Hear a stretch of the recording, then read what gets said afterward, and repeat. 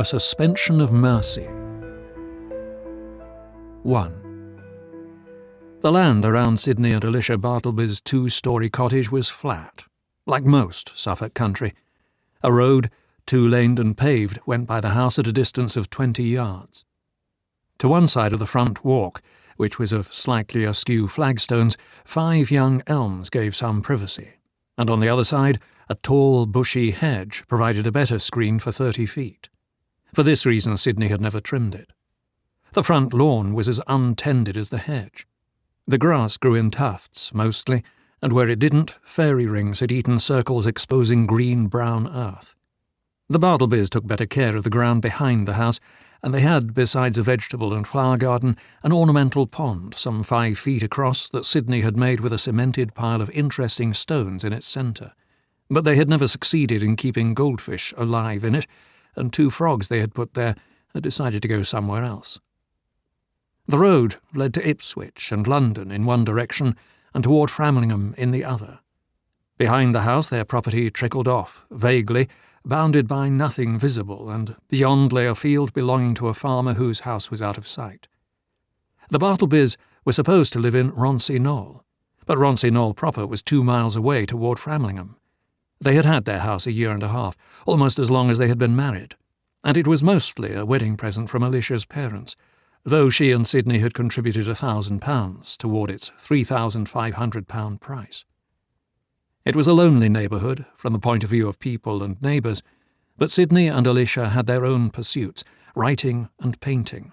They had each other's company all day, and they had made a few friends who were scattered as far away as Lowestoft. But they had to drive 5 miles to Framlingham to get so much as a shoe repair or a bottle of Chinese ink. It was the loneliness of the neighbourhood, they supposed, that kept the house next to theirs empty. The sturdy 2-storey house, with its facing of flintstone and a pointed gable window, was in better shape than theirs to look at, but they had heard that there were all sorts of things to do on the inside, as it had not been occupied for 5 years, and then by an ageing man and his wife who hadn't had the means to put in any improvements. The house stood 200 yards from the Bartlebys, and Alicia liked looking out a window now and then and seeing it, even if it was empty. Sometimes she did feel geographically lonely, as if she and Sidney lived at some deserted pole of the earth. Through Elspeth Cragg, who lived in Woodbridge and knew Mr. Spark, a real estate dealer there, Alicia learned that a Mrs. Lilybanks had bought the house next door. She was an old lady from London, Elspeth said, and expressed her regret that it couldn't have been a young couple who might have been more fun as neighbours. "Mrs. Lilybanks moved in this afternoon," Alicia said brightly one evening in the kitchen. "Oh, you get a look at her?" "Not any more than I did before. She's rather elderly." Sidney knew that. They had both had a look at Mrs. Lilybanks a month ago when she had come with the rental agent. For more than a month, workmen had been prowling over the place, hammering and banging, and now Mrs. Lilybanks had moved in. She looked about 70, and she would probably write a short note of complaint if they had any noisy parties this summer in the back garden. Sidney carefully made 2 martinis in a glass pitcher and poured them. "I would have gone over to see her, but she had a couple of people with her, and I thought they might be staying the night." Sidney said. He was making the salad, which was his usual job at dinner.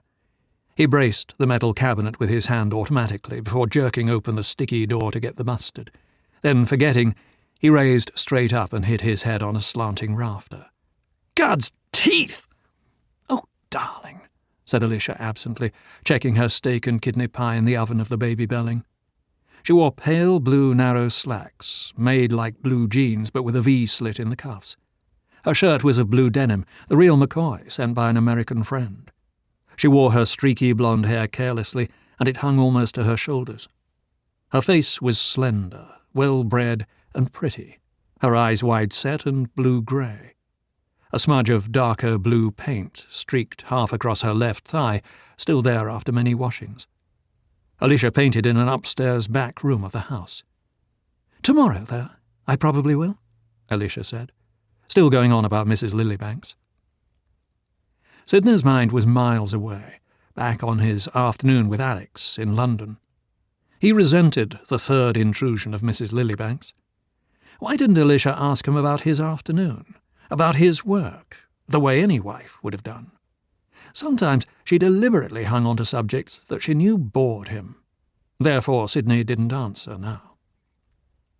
"How was London?" Alicia asked finally, when they were seated at the table in the dining room. "Oh, the same.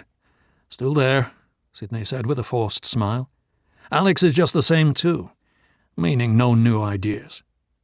"Oh, I thought you were hammering out one today."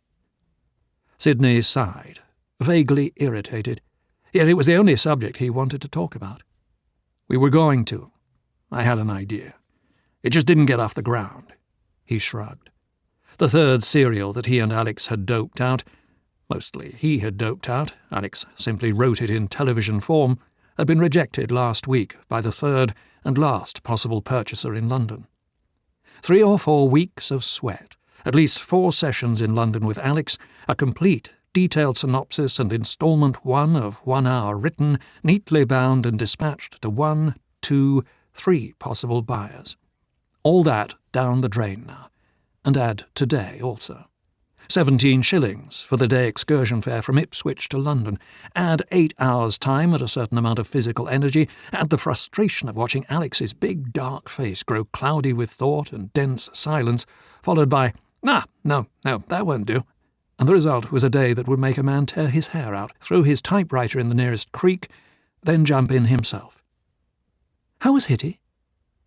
Hitty was Alex's wife, a blonde, quiet girl, totally absorbed in the care of their 3 small children. "As usual," Sidney said. "Were you talking about your new idea? The one about the man on the tanker?" Alicia asked. "No, darling. That was the one that just got rejected." How could she forget that, Sidney wondered, since she'd read the instalment and the synopsis. "My new idea, I don't know if I mentioned it, was about the tattoo. The man who has a tattoo faked to resemble the tattoo of a man who's supposed to be dead." He hadn't the energy to launch into the complicated story. He and Alex had a sleuth hero named Nicky Campbell, a young fellow with an ordinary job and a girlfriend, and Nicky kept running into crime and solving mysteries and capturing crooks and winning fistfights and gunfights, and the stories kept not getting bought. But Alex was sure they would make it one day, and then they'd both be set. Alex had had 1 television script accepted 2 years ago, and since then had written 5 or 6 that hadn't been accepted. But they had been straight, hour-long dramas, and Alex was confident that what television needed now was a good serial. Fortunately for Alex, he had a steady job in a publishing house. Sidney had no job, and hadn't succeeded in placing his last novel, though he had had 2 novels published a few years ago in the States. As a reliable income, he had about $100 a month, which came in 4 times a year from some stocks an uncle in America had bequeathed him.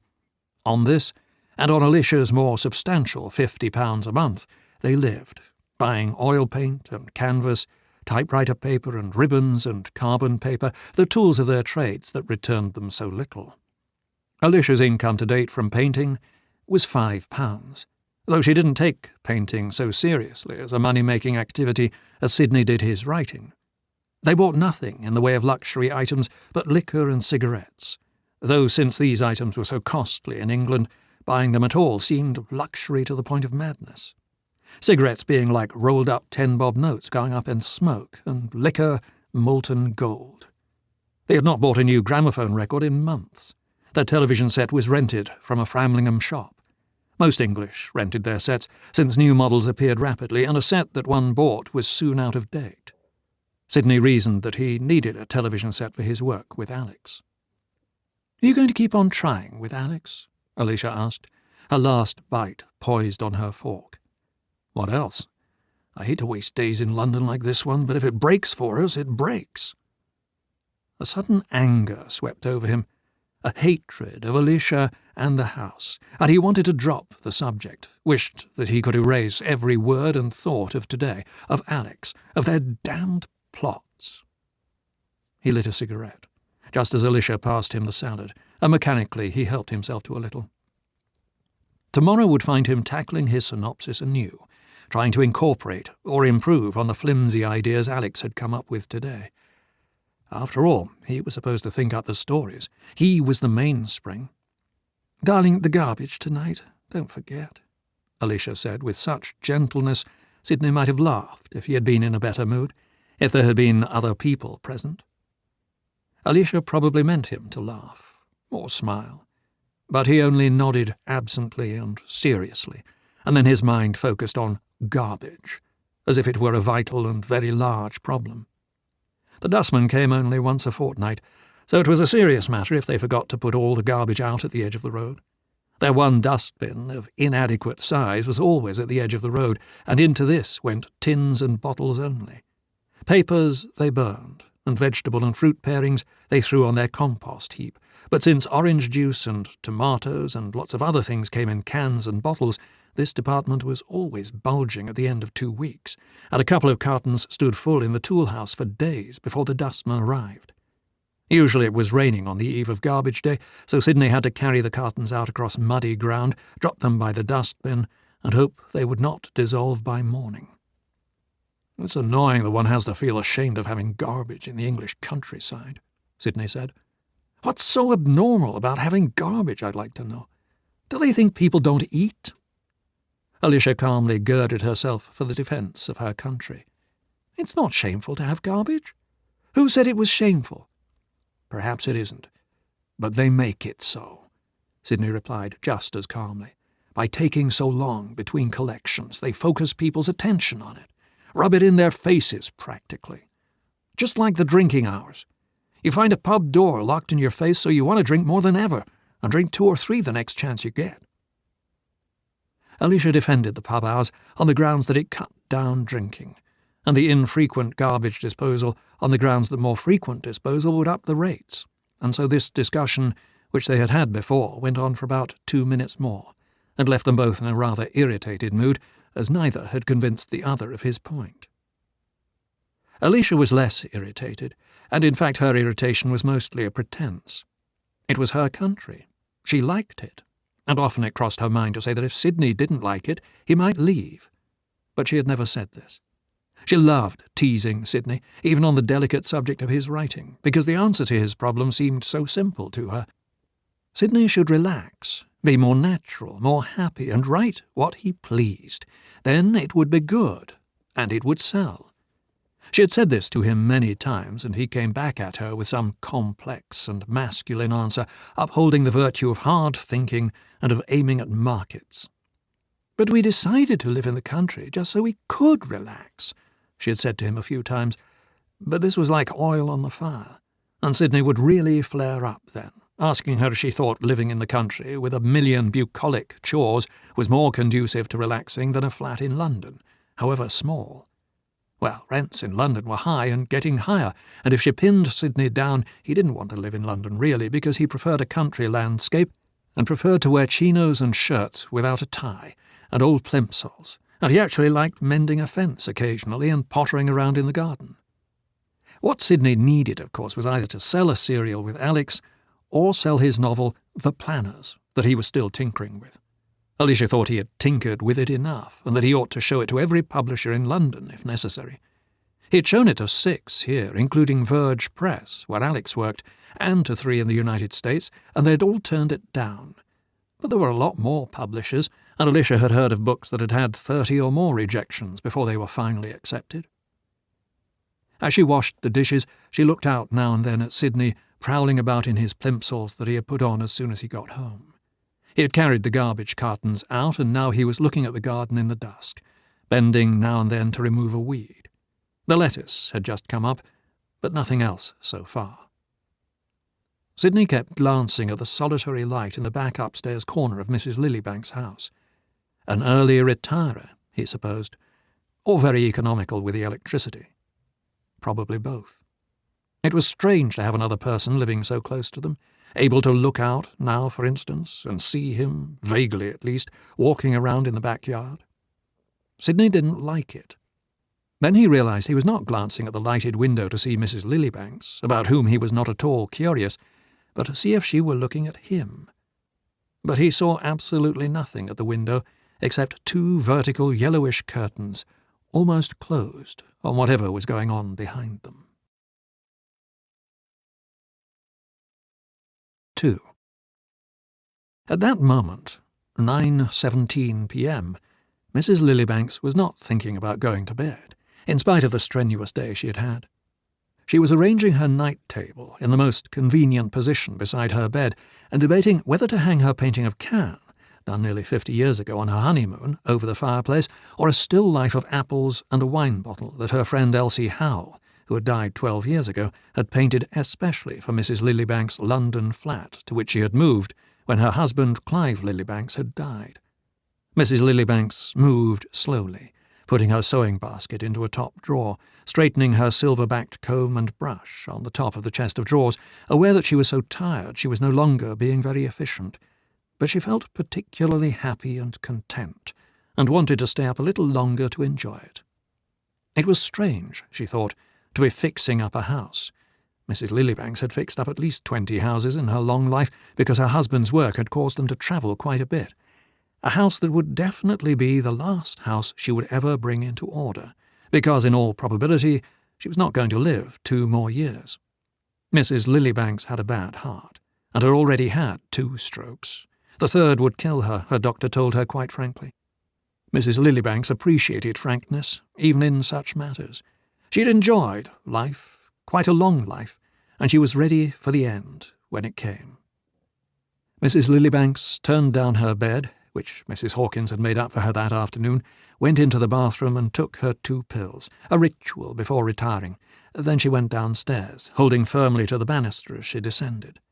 She turned on some more lights, sliding her hand along unfamiliar walls until she found them, took her torch and went out into the small and now unkempt front garden and picked a few pansies. She put them in a small plain glass and carried them upstairs and put them on her night table.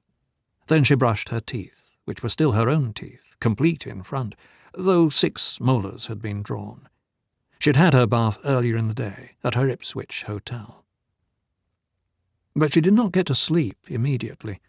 She thought of her daughter Martha in Australia, of her granddaughter Prissy in London now, probably saying to a lot of her young friends who would be sitting round her flat on the floor drinking red wine, "Well, I got Granny bedded down in the country today. Phew, don't you think she's out of her ever-loving mind? An old thing like that all alone in the country?" Because Prissy secretly approved of what her granny had decided to do, and wanted her friends to approve of it too, or maybe to defend her granny in case her friends disapproved. "Mrs. Hawkins is coming over every afternoon, Prissy, even Sundays, for a cup of tea. And after I'm gone, the cottage is yours, you know," Mrs. Lillybanks had said that afternoon. Mrs. Lillybanks smiled now in the darkness. She wasn't worried about loneliness. Friendly people were never lonely, she thought, and she had been in many strange places in the world, so she felt she knew. Mrs. Hawkins said she wanted to introduce her to a couple of her former employers in the neighbourhood. Mrs. Lillybanks had been quite touched by that.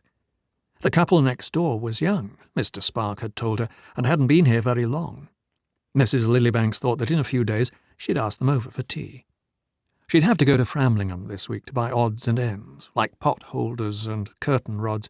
That meant a taxi to Ronsey Knoll and a bus from there.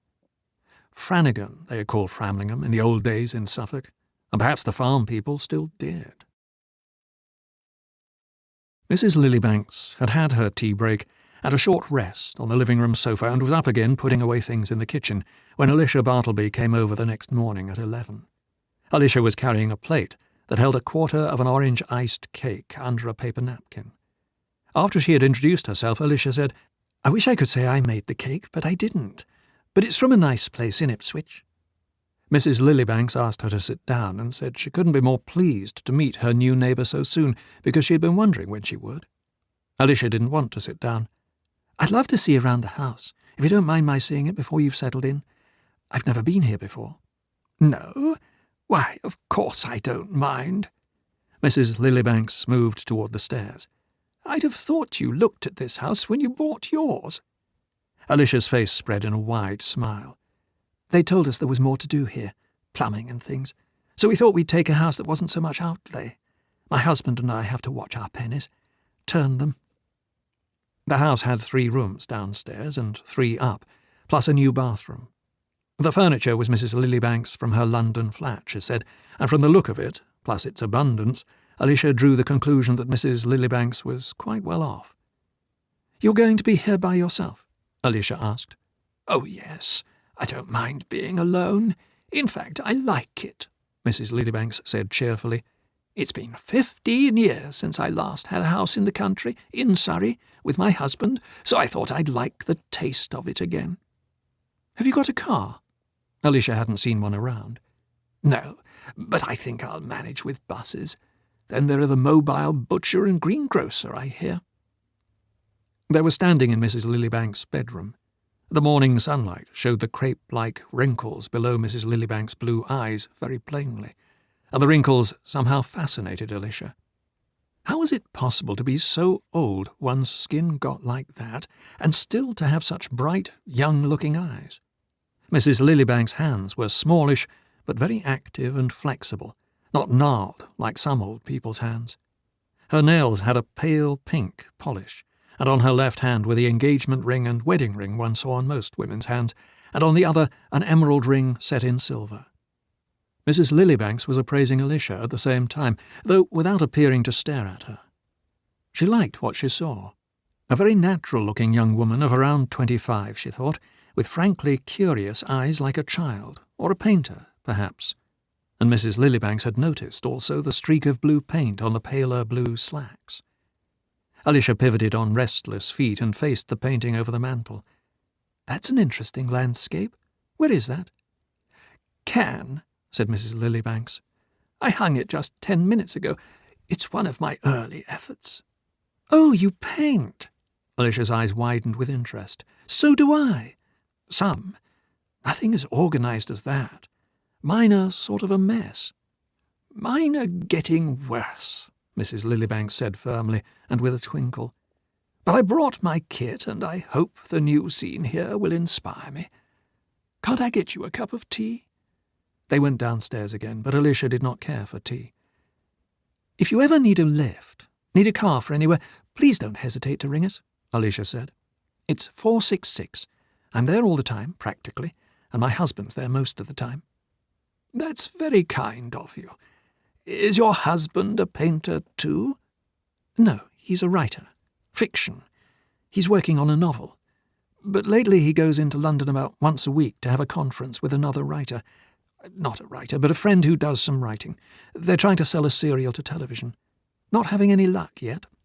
Alicia smiled as widely as if she had been reporting a triumph. "My husband's an American." "Oh, how interesting. How does he like England?"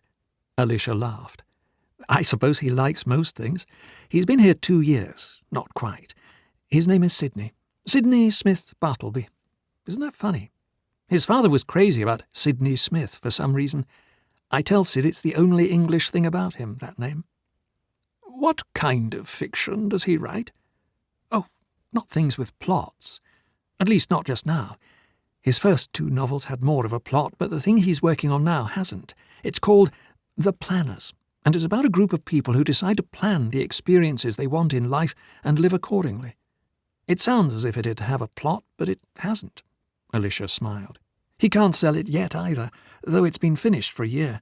His television ideas have plots, of course, absolutely crammed. But so far no luck with them." "Ah, well, the arts take time. Don't let him get discouraged." Alicia left, promising to call Mrs. Lillybanks. Her telephone was already in and her number was 275, very soon, and ask her for a meal. Then Alicia skipped home, pausing only to pick a daisy at the edge of the road and pull its stem through a buttonhole of her shirt, went into her house and up the stairs to report to Sidney on their new neighbour. Sidney was standing at the window of his study, smoking a cigarette. The door was ajar, so Alicia didn't knock as she usually did when it was closed. "Well, she's very nice, not stuffy, and she's even got a sense of humour, I think. She paints. One wasn't bad, but I only saw one. She's all alone there, really. I was quite surprised." Alicia wasn't quite surprised, because they had not heard anything about anybody else with Mrs. Lillybanks, but her remarks on the visit were petering out in the face of Sidney's lack of interest and his air of annoyance at having his thinking interrupted. "I really liked her very much." "Good," Sidney said. "So she paints." He tossed a pencil down on his cluttered, ink-stained work table, where a blank sheet of paper gleamed expectantly in the typewriter.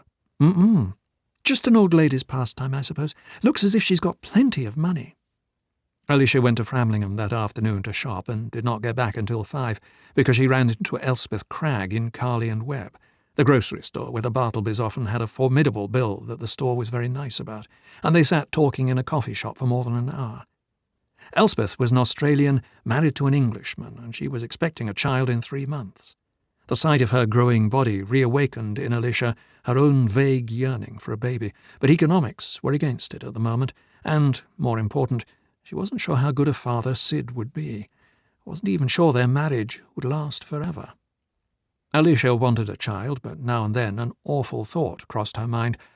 I want a child, but do I really want a child with Sidney? It was odd to have this ghastly thought, and at the same time be rather in love with Sidney, and to enjoy sleeping with him.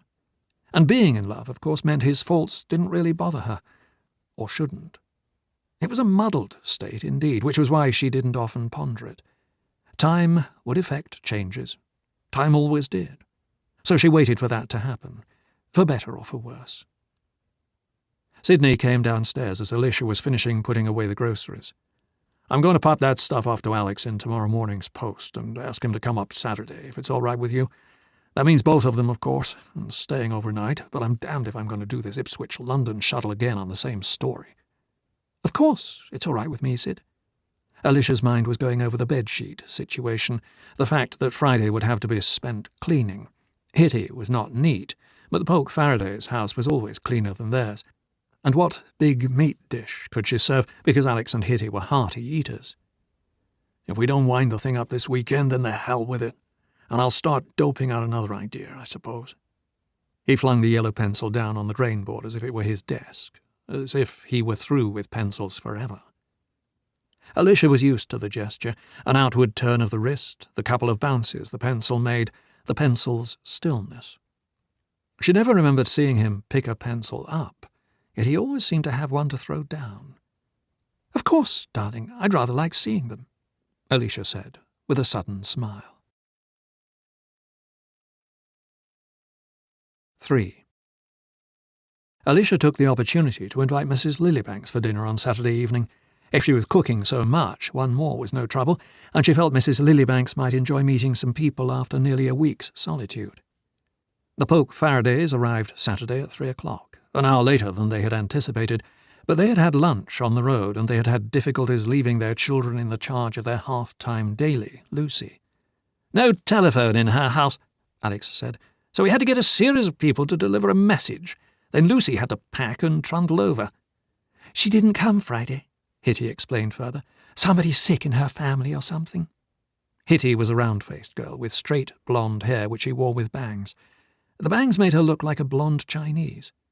"Well, you're here," Alicia said. "A drink? Anything?" "Ah, nothing, my sweet," said Alex, opening his arms and wrapping Alicia briefly in one. He was tall, dark, and pale-skinned, a trifle overweight. "It's so great to be in the country and smell the air. Oh, to be in England now that April's here. Except it's May. Do you mind if I remove this jacket?" Sidney padded rapidly down the stairs, having deposited the Polk Faraday's bag in the guest room. "What do you mean you don't want a drink?" he asked cheerily. "Are you on the wagon?" "No, it's because—" Alex winked a large brown eye at Alicia. "Because we're exerting our great intellects this afternoon, and we're going to get that story in shape before sundown." "Or shoot ourselves at sunrise," Sidney said. "Yes, I'll shoot you, and you shoot me simultaneously," Alex said. Sidney and Alex had not got far by 5 p.m., though Sidney felt, as he inevitably felt when he hammered out ideas with Alex, that something tangible and important had been added to the story, simply because another mind had been at work on it. He also knew this feeling was unfounded. A huge blackbird pecked in the grass in front of Sidney. Somewhere else, the bird that attempted to sing "Blow the Man Down" was trying again. Sidney wondered what kind of bird it was. The sailor bird, perhaps. He shivered under his sweater as the sun went behind a cloud. He was bored to the point of sleepiness. They needed a miracle. Nothing short of a miracle would create a plot, an idea that would take only a second to enter the mind, but would be the spark of life. He thought this even as he listened to Alex's drawl. "No, wait a minute. Wait a minute. Nicky doesn't know the girl's met the jeweller, does he? Why should we assume, or he assume, she'd recognise him?" And even as Sidney came up with an answer, he was blushing with professional shame, because a phrase like "spark of life" had crossed his mind. He was also afraid one would never again come to him, therefore the phrase seemed presumptuous, one that only a writer to whom sparks of life did occasionally come was still privileged to think of.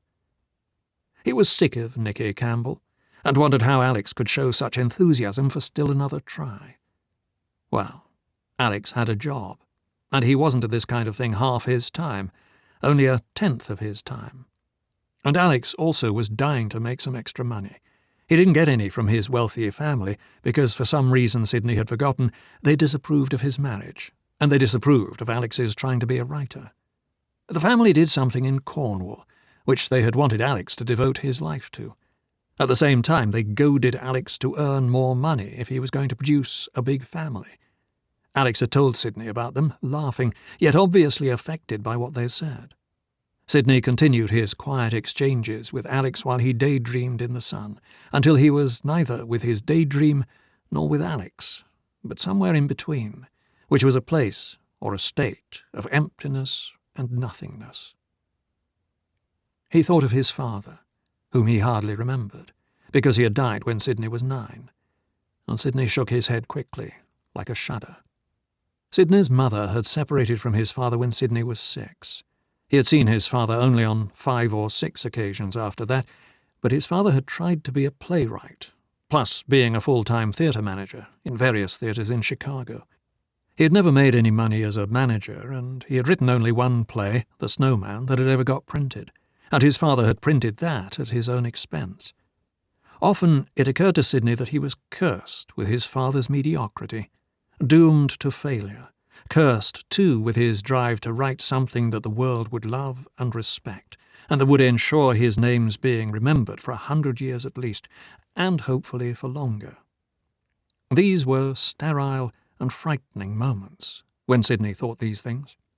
Then his present life in England, his being married to an English girl who seemed to have no cares in the world even when things went badly, the very house they lived in with its tricky plumbing, its very real slanting and charming wooden rafters on which he bumped his head nearly every day, the English soil that got under his nails when he gardened, Alicia's very snores that troubled his sleep about 1 night out of 7, seemed all unreal, like a play he himself had cooked up. A not very good play. Above all, he wondered why he was here. If another girl would not have done as well, even though he believed he loved Alicia and was at least half in love with her, or if he needed a woman in his life at all. Sidney felt he was not realizing his potentials, and he was often baffled as to how he should start realizing them. Mainly he tried the usual method of plain hard work. "I don't like trying to think in the open air," Sidney thought suddenly, with a rise of annoyance that woke him up from his semi-trance, and he almost said it to Alex. "Let's try to go through it again," Sidney said, "episode by episode." This sometimes helped to give a sense of direction and movement to the thing, but by the time Sidney was narrating episode 6 from his notes, he felt merely tired, though Alex said it was shaping up. "Definitely shaping up," Alex repeated. By then they were ready for a scotch and soda. A little before 7, Sidney changed his clothes and even put on a tie, thinking it would please Alicia because of Mrs. Lilybanks. Alex always wore a tie at dinner, of course, and one could not imagine him not wearing a tie at dinner unless he were ill to the brink of dying, in which case he would not have been eating. Sidney remembered a hot day last summer when Alex had worn a tie on a picnic. "Why don't I go over and get her?" Sidney said to Alicia, when they were all for some reason congregated in the kitchen. Alicia had just slid the roast beef into the oven. "Lovely, darling. Go now, she's due." Sidney set his drink down and went. He trotted, still in his tennis shoes. Mrs. Lilybank's front gate screeched. He hesitated, then went to the front door instead of the side kitchen door, which had the look of being more used and therefore more likely to open. He knocked with a heavy brass loop of a knocker. The knocker had just been polished. Mrs. Lilybanks opened the door. "Good evening. I'm Sidney Bartleby," Sidney said with a smile. "I thought I'd walk with you over to the house." Why, how nice of you. Won't you come in?" Mrs. Lillybanks was obviously ready, wearing a wide-brimmed hat and a dark blue shawl with fringe draped in an interesting way around her shoulders and over one arm. Sidney said he wouldn't come in if she was ready, so Mrs. Lillybanks came out and closed the door, not locking it. Sidney opened the creaky gate for her. "Must put some oil on that," Mrs. Lillybanks murmured. "It's enough to frighten all the birds away. Do you like birds?" "I like them. I don't know much about them." "You're a writer, your wife told me." "Yes. And you paint." "I'm a Sunday painter. It's one of my pleasures," she said, as if she had many. Alicia introduced Mrs. Lillybanks to Alex and Hitty in the living room. Then Sidney went off to make Mrs. Lillybanks a light Scotch and soda, which he had chosen when offered a choice of gin, Scotch, or sherry. Alicia was glad because her present sherry was a rotten brand, and she thought Mrs. Lillybanks would opt for that. "Where do you live in London?" Mrs. Lillybanks asked Hitty, and Hitty told her, and the conversation rolled along easily about Mrs. Lillybanks' old London neighbourhood, Kensington, and then branched off to Hitty's children. Alicia went to check the roast and the Yorkshire pudding. Sidney made the salad, opened the wine, and transferred mustard into their silver-topped mustard pot, one of the few valuable items they possessed in the way of table equipment. Sidney was feeling very merry now, singing in quite good voice, though not loudly, one of his parodies on popular songs. "Shh!" Alicia warned him, pointing with a frown in the direction of the living room and Mrs. Lillybanks, because some of Sidney's words were rather dirty. "Pickled peppers, then?" he asked. "I picked a peck of peppers in the briny dew. I picked a peck of peppers in the coal bin, too. Sid, she'll think you've lost your mind. She'll know it." More softly, Sidney wound it up, gazing at Alicia. "I picked a peck, I picked a peck, I picked a peck, I picked a peck of peppers, and they turned out to be you. Hoo-hoo!" "So much for my splendid pizzicato," he said, shrugging. "With my words, that song would have been 1,000 times better known than it is, and would have taken its rightful place in light opera along with some of the better arias of Gilbert and Sullivan. Ousting them, of course." Alicia smiled tolerantly, wishing he could show that much self-confidence at 10 a.m. Sidney was thinking at that moment that Alicia's decorum had no great intellect behind it. There were subjects he might have discussed with her, great themes he thought of writing about that he couldn't discuss with her because she wasn't interested. He'd thought, when he met her, just because she was English and had a good accent. "I'm worried the meat isn't done," Alicia whispered. "I forgot what time it was when I put it in, 7 or 1/4 past. Sidney leaned on the door jamb in the dining room and asked, "Mrs. Lillybanks, excuse me, how do you like your roast beef? Rare?" Mrs. Lillybanks raised her face and smiled. "I do, rather." "Good. That's the way it'll be." Then to Alicia, "Stop engines, please. We all like it rare. Mrs. Lillybanks, may I replenish your glass?" Sidney came forward and reached for it, but Mrs. Lillybanks drew her glass back. "Oh, no, thank you very much. One's quite enough for me." They assembled round the table, the Polk Faradays with their unfinished drinks. Sidney carved, while Alicia, as usual, checked the table after she had sat down and discovered 2 items missing, a butter knife and a 5th bread plate, which had to be taken from under a plant on the kitchen windowsill and washed, for which she made 2 trips. But the plates were hot enough to stay hot, everyone had second helpings, and the Polk Faradays said Sidney had outdone himself on the salad. "The rosemary happens to be out of a fresh box," Sidney said modestly, though it had come from the garden. Alex and Hitty asked Mrs. Lillybanks about her new house, why she had decided to live in the country, and she told them it was strictly for pleasure and for a change. She said she had a daughter Martha in Australia, and a granddaughter Prissy, who wanted to be an actress, and who lived in London with 5 other young people in an enormous flat in Chelsea. Mrs. Lillybanks had a couple of funny stories to tell about their bohemian life, one about Prissy and her friends raising a young man by rope from the pavement to a window of his second-floor flat from which he had locked himself out. And after the stories, everyone was smiling and feeling more at ease, and thinking Mrs. Lillybanks was unusually with it for her years. Sidney was thinking it with more envy than bonhomie. He was 29, and along with a lot of other things he had let his youth slip by, he felt. He might have explored many, many more things besides Archangel on a merchant ship and the places in Europe that everyone else had explored, and now being married, he couldn't. Married, one automatically became poor, it seemed, even though one married a rather well-to-do girl. Single, poorness didn't matter. One could do things anyway. But a married man was a broke man, broken in spirit and pocket. Alicia tried to carry too many dishes from the table, and a wine glass slid off a stack of plates and broke on the brick floor of the kitchen.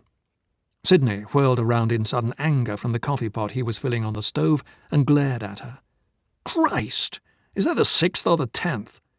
And a vision of bare feet shuffling over sharp crumbs of glass came painfully to him, though neither he nor Alicia had ever walked on the bricks barefoot, and every fragment could be got up with the hoover.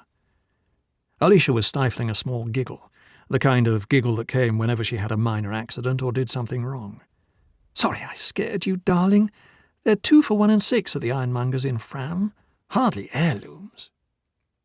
Sidney glanced into the dining room and saw that Mrs. Lillybanks, who was just getting up from the table with the poke Faradays, had seen and heard it. Mrs. Lillybanks smiled a little at him. Sidney took pains to be sociable and cheerful the rest of the evening. At Mrs. Lillybanks' questions, he gave her a synopsis of the serial he and Alex were struggling with, a recital that helped him more than the 2.5-hour session that he and Alex had had with it that afternoon. "Perhaps you need a surprise," Mrs. Lillybanks said, after Sidney told her he was far from satisfied with it. "Like the first tattoo not being real, on the dead man, a tattoo that's just oil paint. Of course, I don't know where we go from there." "You're right. We need something unexpected. I'll think about it. A tattoo that's just oil paint." Alicia had put the gramophone on with a Sinatra record, and the poke Faradays were dancing.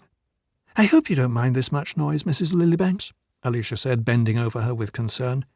"We would go out on the lawn. We have an extension, but it just started to rain." Mrs. Lillybanks said she didn't mind at all. "Maybe you'd even like to dance, Mrs. Lillybanks," Sidney said, springing to his feet from the floor by Mrs. Lillybanks' chair. "This is a nice song." It was a slow torch song. "No, thank you. Heart's condition, alas," Mrs. Lillybanks said. "That's why I move at the snail's pace I do. It'll keep me living longer than anyone I know, probably." Half her words were drowned out by the volume of the music, she was sure. Sidney took Alicia in his arms, and off they went, slowly shuffling over the floor that was bare now since Alicia had rolled back the carpet. It was a very worn Oriental, Mrs. Lillybanks noticed, bought probably because it fitted the square living room. She studied the quartet of young people casually, not staring at any of them more than a few seconds, as she lit and smoked the last of the 4 cigarettes a day she permitted herself. Sidney was a nervous type, perhaps better fitted to be an actor than a writer. His face could show great changes of feeling, and when he laughed, it was a real laugh, as if he enjoyed it to his toes. He had black hair and blue eyes, like some Irish. But he was not a happy man, that she could see. Financial worries, perhaps. Alicia was far more easygoing, a bit of a spoilt child, but probably just the kind of wife he needed in the long run. But the Polk Faradays were still better matched, looked as if they sang each other's praises constantly, and now were gazing into each other's eyes as if they had just met and were falling in love. And the Polk Faradays were raising 3 small children. Children raising children, Mrs. Lillybanks felt, and yet she and Clive had been no older when their 2 had been born. Without being noticed, Mrs. Lillybanks arose and found her way to the facilities upstairs. She passed Sidney's workroom, a bleak, pictureless room with a homemade bookshelf along one wall and a work table for a desk, a green typewriter on it, dictionary, pencils, a stack of paper, a curtainless window beyond. A crumpled page had missed the basket and lay on the floor. The bedroom was gayer to the left, and since the door was open, Mrs. Lillybanks paused a moment and looked in. She saw a rather sagged double bed, with a blue counterpane, a banjo or mandolin fixed aslant on the wall above the bedstead, a striped wallpaper of a raspberry vine pattern, more abstract pictures by Alicia, a chest of drawers, and a straight chair with a pair of cotton trousers tossed across it. On the chest of drawers was a large rabbit doll of the kind Prissy still kept from her childhood days, and a silver-framed mirror of good quality, Mrs. Lillibanks went on into the bathroom, which was between Sidney's study and the bedroom. Here the purple towels with one big yellow flower on them attracted her eyes, and following this, the pinned-up newspaper photograph, which she thought she remembered from an Observer front page about a year ago. It was of a group of public school boys in boaters and carrying umbrellas, and one was making a remark, inserted in a balloon, that made Mrs. Lillibanks start, blush, and then smile. It was rather funny. Mrs. Lillibanks washed her hands at the basin while her eyes swam over the confusion of bottles on the glass tray below the medicine cabinet. Perfume, aspirin, iodine, deodorant, nail polish, shaving brush, talcum, shampoo, toothache solution, enteroviaform. Looking like an aerial view of Manhattan skyscrapers, Mrs. Lillibanks thought, and no doubt this was only the overflow from the sizable cabinet above. She went downstairs again, was noticed, and pressed to have a drambuie or another cup of coffee, but she declined. "I'll just stay 10 minutes, then I must go, thank you," Mrs. Lillibanks said. "It just came to me tonight that I'd love to do a portrait of you," Alicia said to her. "Would you mind? It's been so long since I've tried anything realistic. I mean recognizable." "I'd be delighted," said Mrs. Lillibanks. "You really wouldn't mind sitting? I mean, not reading. I like people to look at me or into space. Some people don't like to waste the time." "I've got time," Mrs. Lillibanks assured her. Sidney insisted on seeing Mrs. Lillibanks home and with his own torch, though she had brought one in her handbag. The Polk Faradays went to bed shortly afterward, as they were tired from the drive, and Alicia told Hitty she didn't need to help her with the dishes. Alicia and Sidney did the dishes. "Was it a decent dinner, darling?" Alicia asked sleepily, her hands in the sink. "It was great. Too bad the conversation didn't quite match it." Alicia smiled slyly, anticipating a small row, but not a big one, because the Polk Faradays were in the house. Once Sidney had tripped her deliberately and sat her down in a carton full of orange skins and potato peelings. "That's because we're not all Sidney Smiths, I suppose. We just have to do the best we can, conversation-wise." "That's not what I mean," Sidney said, with even more vicious sweetness. "I mean the charming, the wifely crack about my writing being my first love, but she died several years ago, or something like that." "What?" asked Alicia, who really didn't remember. Sidney took a breath. "Died years ago, or my muse isn't living here anymore. You ought to remember because you said it. Everyone else heard it." Sidney remembered the brief silence, the smiles at the table, and he recalled it not so much with pain as with pleasure in his resentment of Alicia, his continued resentment for her saying it. "What?" on a higher note, and a chuckle. "I think you're making it up, or it's your inner voice. Really, Sidney, anyway it's true, isn't it? Otherwise it wouldn't bother you. Did you ever think of—" He gave her a backhanded slap across the face with a damp dishcloth, which she called in the English manner a glass cloth. Alicia started, straightened a little, then hurled at him the cup she had been about to put in the drying rack.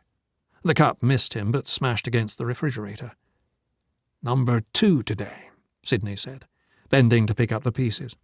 His heart raced. As he stood up with the glass fragments, he noticed, with pleasure, the pink streak on Alicia's cheek. "You're barbaric," she said. Yes,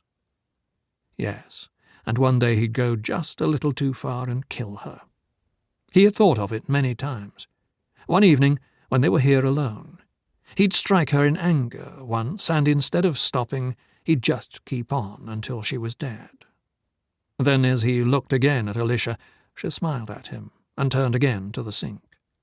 She smiled because she had gotten the last word, Sidney supposed, the thrown cup. "Perhaps it's time I took another little trip. Let you cool off and get some work done," Alicia said. "Why not?" She had several times taken trips to Brighton and stayed 2 or 3 days, and once she had gone to London and stayed with the Polk Faradays, each time in a sort of huff, and not saying clearly where she was going. "Excuse me." Alex stood at the kitchen door in an old Sherlock Holmesian dressing gown, oversized pyjamas, and soft felt shoes, which were why they hadn't heard him.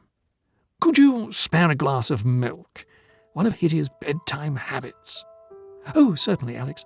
Sid, get a glass, would you?"